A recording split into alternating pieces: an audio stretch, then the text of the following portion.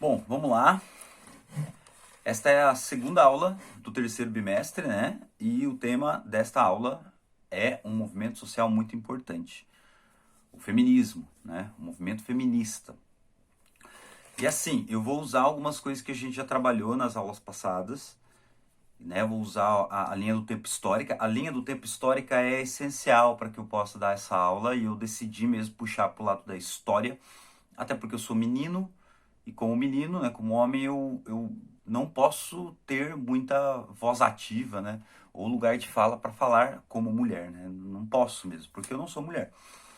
Então, assim, vamos usar a nossa tabela do tempo. Ó, para começar a aula, já pega aí uma caneta, pega um papel no caderno, porque você vai ter que anotar. Lembrando que a atividade vai ser em cima da aula. Vocês vão ter que fazer um resumo da aula, do que eu falei na aula, e escrever para mim, ok? Então vamos começar porque tem bastante coisa. Vamos lá. Primeiro fato, né? O que é o feminismo, né? O que o feminismo pede? Basicamente, o feminismo, né? Ele tenta repensar e recriar a identidade. Porque nós somos criados com identidades masculina e feminina. Na identidade masculina, o homem tem que ser assim, né? A gente é educado a ser assim, assim, assim. E o homem e a mulher, ela é educada pela sociedade para ser assim, assim, assim. Compreende as nuances? O homem ele é criado para ser de uma forma e a mulher é criada para ser de outra forma. E a gente vai entender em todo o processo histórico, a gente vai ter que estudar aqui mais ou menos um processo de 2.500 anos, desde a primeira citação lá na Grécia Antiga da mulher, até os dias atuais. E eu quero muito terminar essa aula, né? Vai ser muito importante para mim também, como profissional. Primeiro fato, né? Como a mulher ela era concebida? Não, antes, deixa eu só terminar aqui uma frase do feminismo. O feminismo também ele quebra, né? A tentativa do feminismo é quebrar com a hierarquia que a sociedade fez, colocando o homem acima, a mulher abaixo, de que o sexo não tenha relação com o poder, né? Para que o sexo não tenha relação com o poder. Então, o objetivo do feminismo é quebrar essa hierarquia social. Então, entenda desta forma. Dentro desta forma, a gente vai ter, então, né, o feminismo tentando quebrar com essas amarras, com essa hierarquia social de que coloca, né, onde se coloca o homem acima da mulher, certo? Isso é o feminismo. É o que eu posso falar basicamente quanto formação. Não enquanto mulher, porque não sou mulher, né? Não tenho essa voz de fala. Mas por ser professor de sociologia, eu preciso basicamente introduzir para vocês. Então vamos pegar lá na Grécia Antiga. Como é que era, né? Tipo a Grécia Antiga. Vamos pensar aqui em 4 eras, ok? Lembra lá da minha aula sobre história?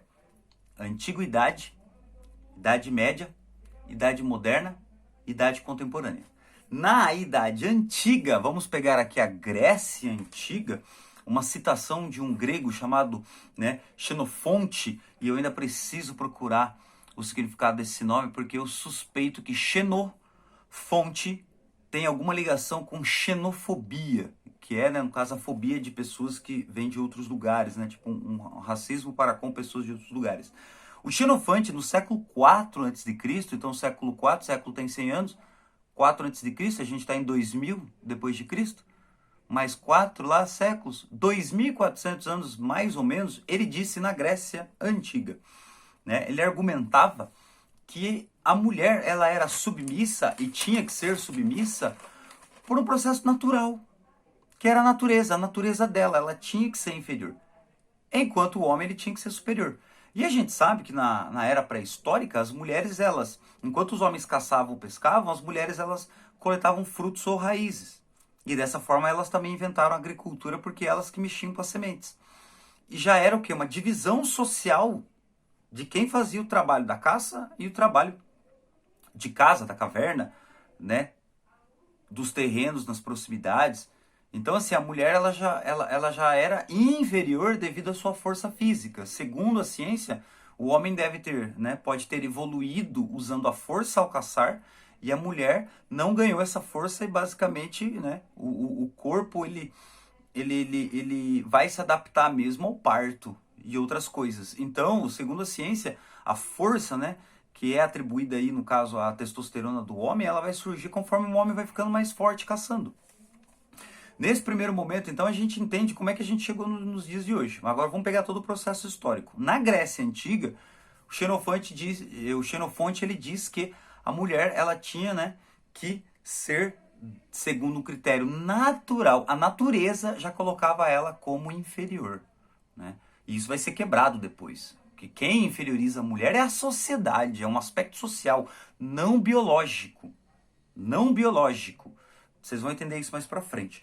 Então, na Grécia Antiga, a mulher ela tinha que sim já se contentar com os afazeres domésticos, cuidar da criança, etc., amamentar, enquanto os homens participavam da vida política, né?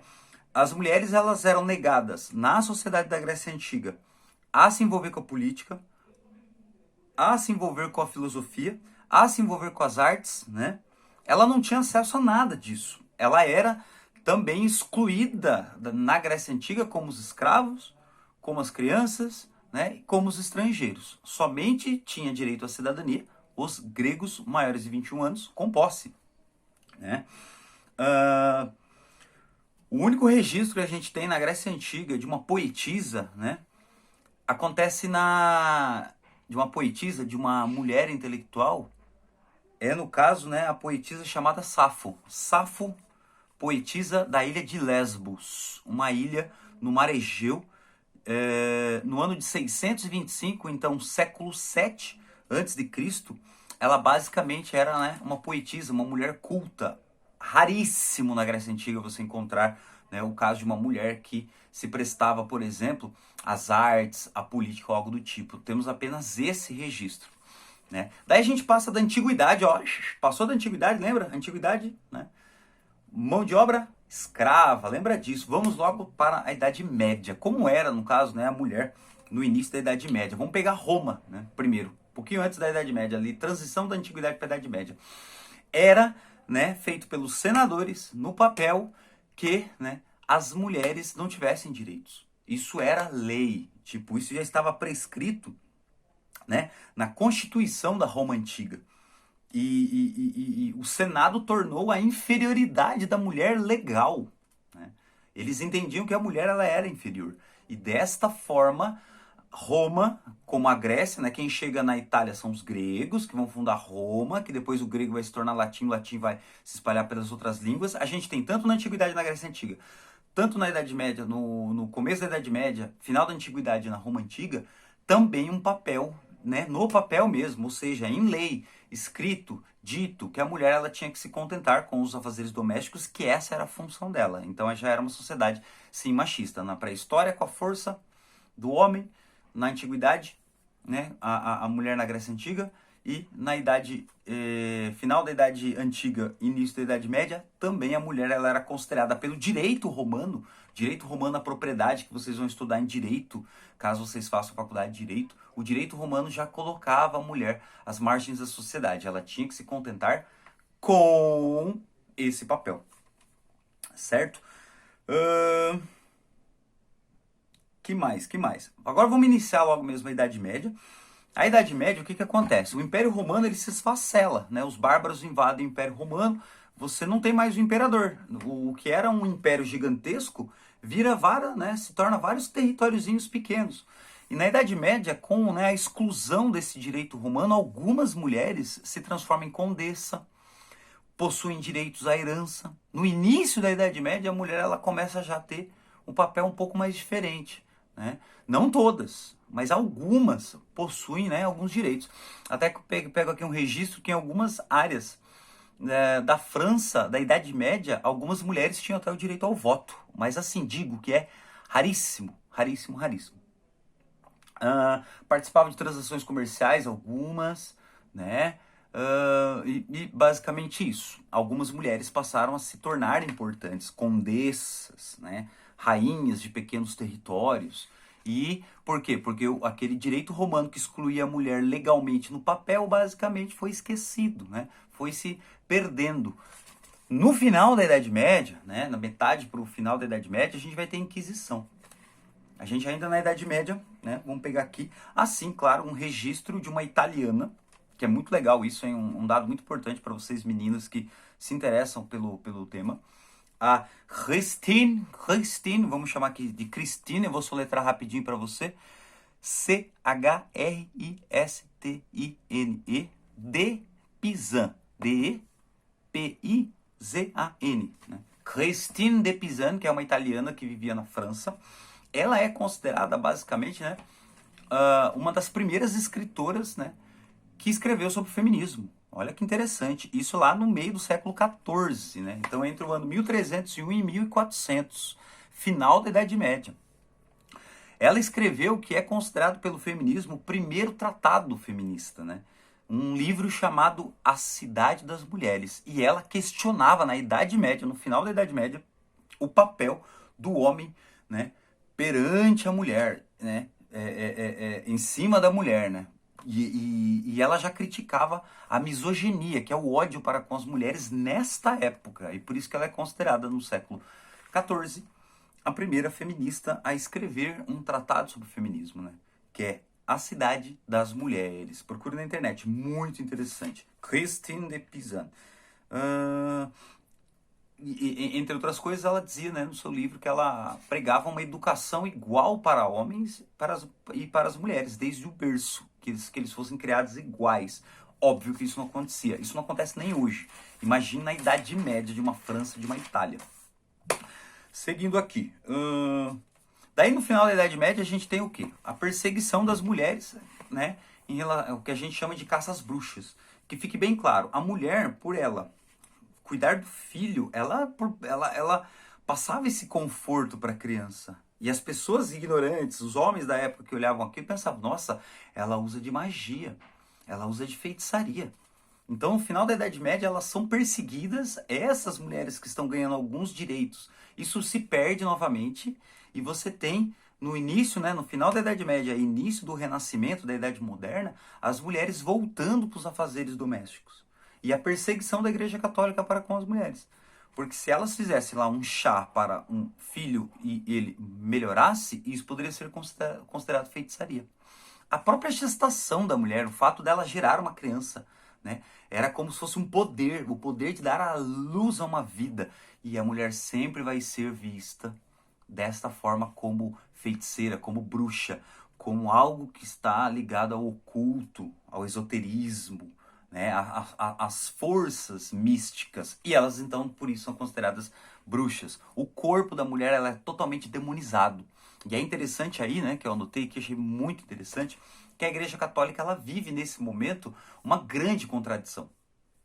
Porque existia a mulher que era um modelo a ser seguido, e existia a mulher que não era nem de perto um modelo a ser seguido, que era praticamente o Satanás.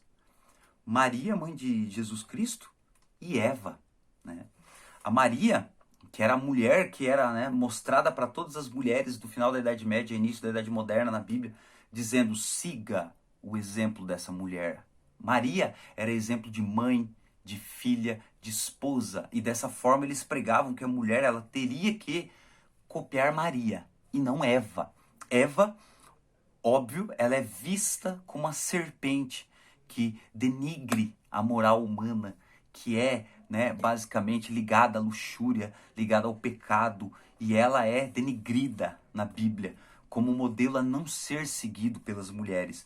Então você tem aí, no caso, uma contradição de uma igreja católica que perseguia as mulheres, mas ao mesmo tempo colocava uma mulher como santa, a mãe de Jesus Cristo, né? Mesmo com a quebra do protestantismo, isso não mudou. O protestantismo que entra na Igreja Católica faz uma reforma, leva vários fiéis para a Igreja Protestantes da Igreja Católica. Existe ainda um conflito entre protestantismo e católicos.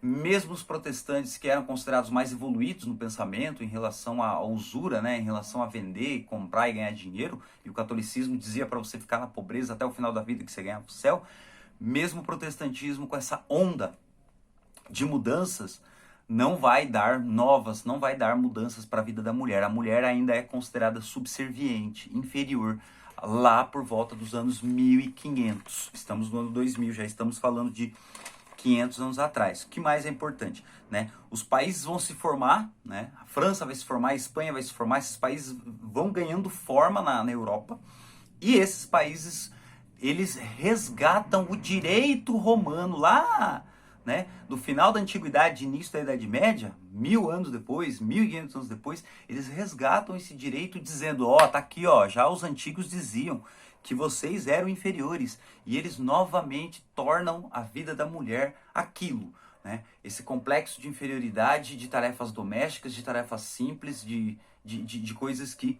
nós já conhecemos pelos preconceitos, como a mulher ela é taxada, ela já era taxada aí, vem daí. A nossa sociedade, o que ela é hoje, vem desta Grécia Antiga, desta Roma Antiga. Nós estamos falando um idioma que veio do grego, que veio do latim, que começa lá no fenício, vai para o grego, vai para o latim, do latim se transforma em português, francês, italiano, né? São as línguas latinas. E esses são os nossos antepassados. Nós ainda usamos a democracia grega, nós ainda usamos o direito civil, o direito à propriedade dos romanos. Então a gente não pode esquecer que uma coisa liga a outra. Beleza, estamos aí na Idade Média, vai, pega aí, pausa, toma uma água, não sei, respira, porque tem muita coisa ainda para falar do movimento feminista. Então, depois do período de caça às bruxas, os países vão se formando seus estados. E quando se forma um país, um estado, você tem que ter uma legislação, você tem que ter um documento. Ó, esse país aqui, ó, tem essas regras. Esse país aqui, ó, você tem que contribuir com tanto. E lá você tem também um lugar para a mulher. E aqui no caso, a gente sabe que o lugar da mulher ainda era o quê? Naquela inferioridade. Para que você entenda da onde começou, como começou, da onde veio. Desde a pré-história, pela história, né? Deixa eu ver o que mais também é importante citar.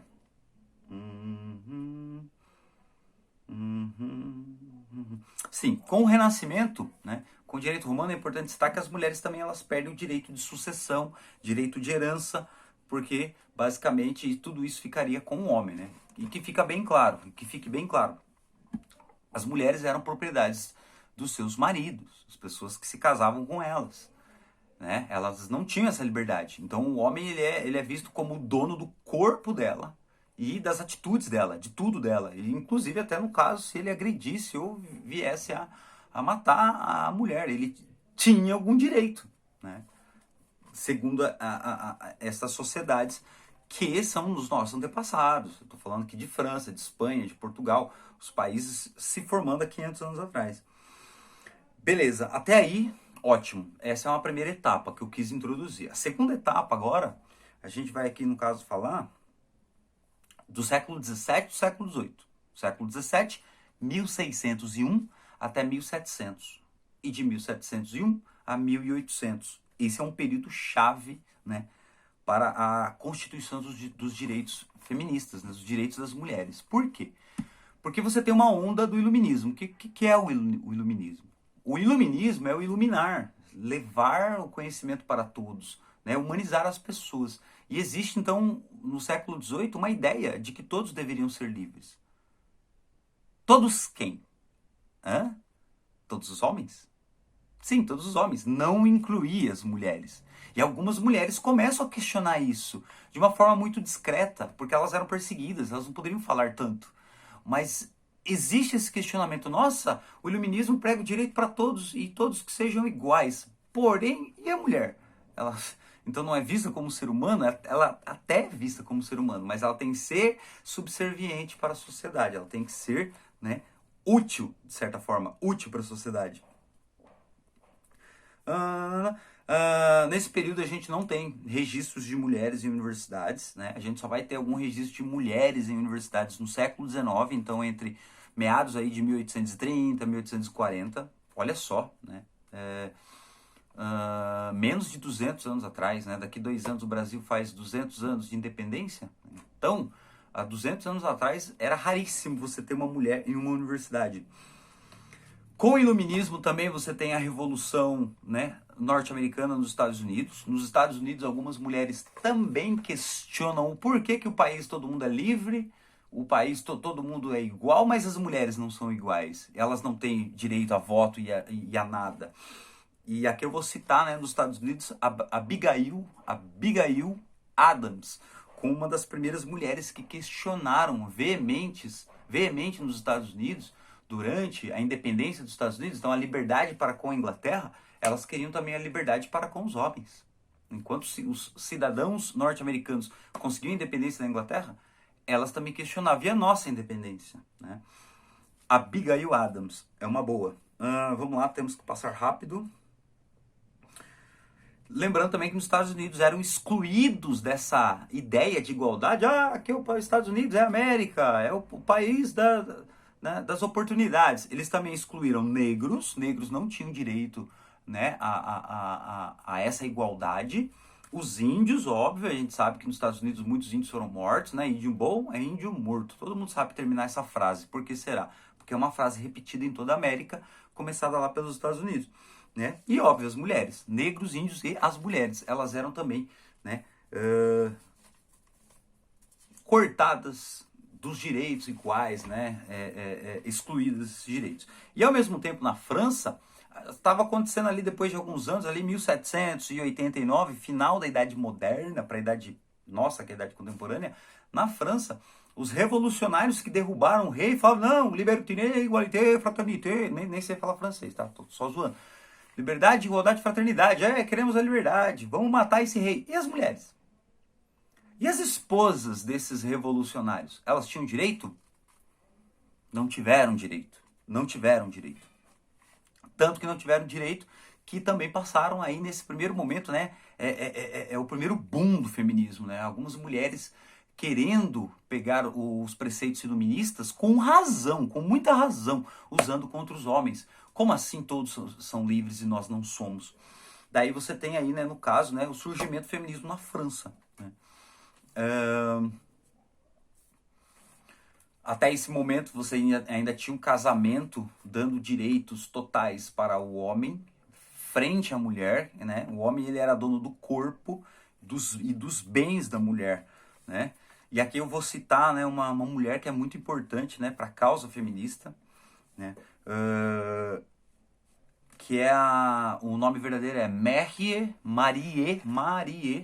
né? Gouze, G-O-U-Z-E, Gouze, que era conhecida como Olympe de Gouges, não sei falar francês, tá, gente? Mas seria Olympe, O-L-Y-M-P-E-D-E, né? Gouges, que seria G-O-U-G-E-S. Ela era conhecida por esse nome.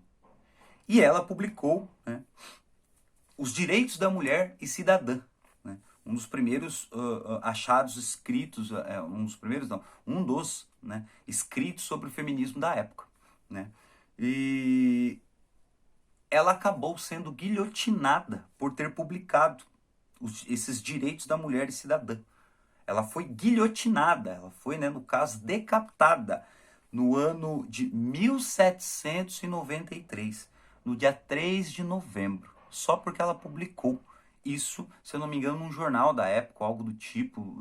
A história de como ela conseguiu publicar eu não sei, mas ela pagou com a vida.